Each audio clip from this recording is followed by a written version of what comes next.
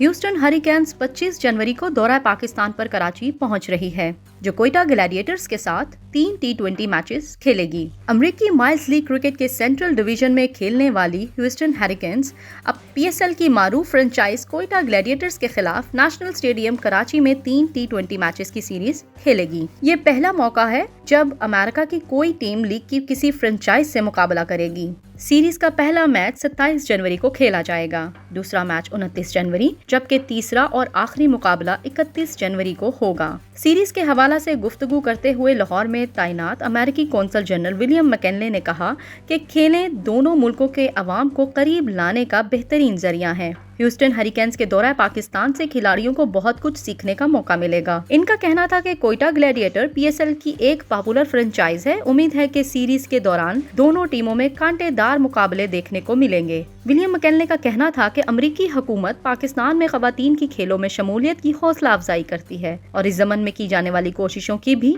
بھرپور حوصلہ افزائی جاری رکھے گی۔